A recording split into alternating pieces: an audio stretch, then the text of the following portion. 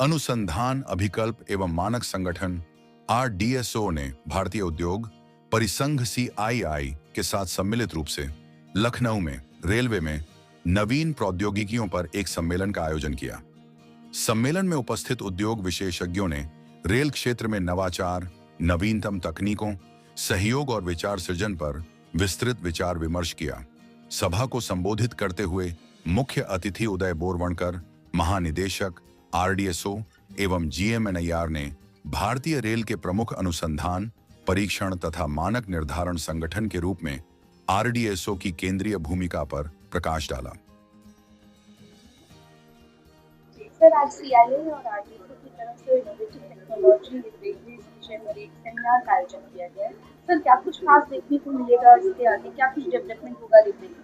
देखिए, जो हमारे विभिन्न इक्विपमेंट्स हैं जिससे कि रेलवे का संचालन सुनिश्चित होता है, जैसे हमारे लोकोमोटिव्स हैं, ट्रैक है, सिग्नलिंग है, ओवरहेड जो कर्षण इक्विपमेंट है जिससे पावर आता है, ये सारे इन सारे फील्ड्स में RDSO का रोल ये है कि हम नई टेक्नोलॉजीज लाते हैं, नई टेक्नोलॉजी है उसके मानक निर्धारित करते हैं, स्टैंडर्ड्स, स्पेसिफिकेशंस बनाते हैं और अच्छी गुणवत्ता के साथ वो प्रोडक्ट्स रेलवे को उपलब्ध हों, ये हमें सुनिश्चित करना है। उस दिशा में हम निरंतर इंडस्ट्री में चूँकि नॉलेज है, इंडस्ट्री कंटिन्यूअसली डेवलप कर रही है, नई टेक्निक्स, नई टेक्नोलॉजी, बाहर से भी काफ़ी नॉलेज आ रही है और हमारे खुद के इंजीनियर्स मेक इन इंडिया के तहत बहुत सारा नया काम कर रहे हैं। तो ये एक संवाद है, ये एक इन लोगों से इंटरेक्शन का मकसद हमारा ये है इंडस्ट्री से कि हमें नए आइडियाज़ मिले। हम जो इनके लिए जो भी वेंडर डेवलपमेंट का काम कर रहे हैं वो और सुचारू ढंग से हो। यदि किसी को कोई उसमें बाधा उत्पन्न होती हुई दिखती है तो वो सारे डाउट्स हम लोग क्लियर करें और खास करके कि नई नई टेक्नोलॉजीज हमें भारतीय रेल में मिले। AI जैसे कहते हैं हर क्षेत्र में रेवोल्यूशन आ रहा है, तो आगे क्या रेलवे में भी AI? जी हाँ, बिल्कुल चालू हो गया है AI का यूज़। और हम जैसे इंस्पेक्शंस का एक तरीका पहले से जो स्थापित है बहुत सालों से कि जिस हम जाके अपने उपकरण इंस्पेक्ट करते हैं, फिर उसके बाद उसके ऊपर कार्रवाई करते हैं, सुधार करते हैं, तो ये सारी चीज़ें हम अब कोशिश कर रहे हैं कि इसमें ज़्यादा से ज़्यादा AI का इस्तेमाल करें ताकि डेटा जो बहुत ज़्यादा संख्या में हमारे उपकरण हैं, बहुत ज़्यादा डेटा जनरेट होता है, वो सारा डेटा बहुत अच्छे से कैप्चर हो जाए। फिर हम उस डेटा को एनालाइज करके अपनी पॉलिसी डेवलप करें, अपनी टेक्निक डेवलप करें, तो उसको और कैसे अच्छे से हम उसका मेंटेनेंस कर सकते हैं। सबसे पहले तो मैं Sushil Kumar, MD UP metro, आपका स्वागत करता हूँ। सर, मेट्रो सेकंड फेज ये लखनऊ का जो सेकंड फेज है ये चारबाग से शुरू होकर के और अंडरग्राउंड होकर के अमीनाबाद और चौक होकर के उसके बाद में वसंत कुंज तक जाएगा। बाद का जो है 5 किलोमीटर एलिवेटेड सेक्शन है, शुरू के 7 किलोमीटर अंडरग्राउंड सेक्शन है। तो इस पे प्रोजेक्ट के अप्रूवल से पहले ही हम लोगों ने काम शुरू कर दिया था। जो ग्राउंड का सर्वे है, जियो टेक्निकल सर्वे है, वो सारे काम काफ़ी हद तक पूरे हो गए हैं। टेंडरिंग की प्रक्रिया चालू हो चुकी है और कुछ टेंडर हमारे ऑलरेडी खुलने भी लग गए हैं। उसके बाद में पैरेलली जो है हम लोग जो फंडिंग के लिए फॉरेन इंस्टीट्यूशंस के साथ में टाई अप करना है, वो वाला काम भी पैरेलली चल रहा है। इसके अलावा जितने भी स्पेसिफिकेशंस हैं, टेक्निकल स्पेसिफिकेशंस हैं, वो ऑलमोस्ट फाइनल स्टेज में हैं और आने वाले समय में हम अगले कुछ समय में उनका टेंडर जो है धीरे धीरे करते जाएंगे।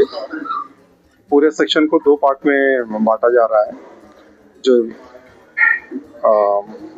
डिपो है वो बसंत कुंज के पास में है, तो डिपो का निर्माण जल्दी करना होगा और एलिवेटेड सेक्शन जो है उसका निर्माण जल्दी करना होगा। और बाकी जो अंडरग्राउंड है उसमें थोड़ा टाइम लगता ही है।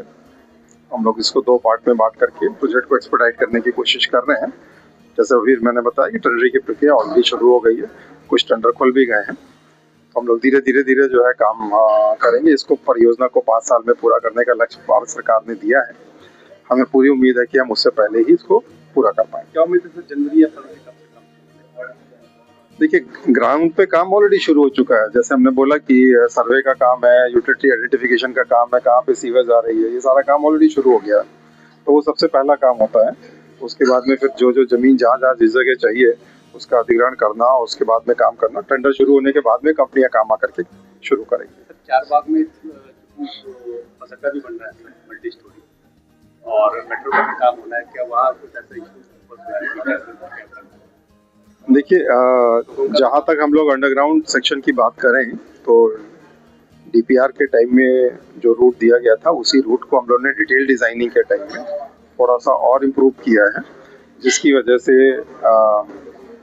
जो स्टेशंस की लोकेशन है वो थोड़ा बहुत आगे पीछे करने के बाद में हम ये मान के चल रहे हैं कि अब जो मेजर चौराहे हैं जैसे कि मेडिकल चौराहा है, चरक है, चौक है, इन सब में ज़्यादा दिक्कत नहीं होगी और स्टेशंस को थोड़ा बहुत वहाँ से मॉडिफाई किया गया है वहाँ पे। अरे सर, जो इसका फंड जमाइका पहले कर रहा था, फंडिंग अब क्या कौन कौन सी कंपनी बैंक्स कर रहे हैं एफआई? वो बहुत सारे बैंक्स के साथ में बातचीत होती है जो भारत सरकार के साथ में होती है, क्योंकि सॉवरेन गारंटी उनकी रहती है। तो वो सब चीज़ें अभी चल रही हैं भारत सरकार के सहयोग के साथ तो में। सर, जिस तरह जमाइका इसका पूरा एलएमआरसी के साथ पूरा था, यूपीएमआरसी के साथ नहीं? देखिए, सब मेट्रोज के साथ में अलग अलग फंडिंग, फॉरेन फंडिंग इंस्टीट्यूशंस आते हैं। तो बहुत सारे बैंक्स हैं, चाहे वो यूरोपियन इन्वेस्टमेंट बैंक हो जिसने लखनऊ में, कानपुर में और आगरा में फंडिंग की है, उसी तरीके से एशियन डेवलपमेंट बैंक है, वर्ल्ड बैंक है, न्यू डेवलपमेंट बैंक है, KfW है जर्मनी का। तो ऐसे बहुत सारे बैंक्स हैं जो इंटरनेशनल बैंक्स हैं जो अलग अलग मेट्रोज में फंडिंग ऑलरेडी कर रहे हैं।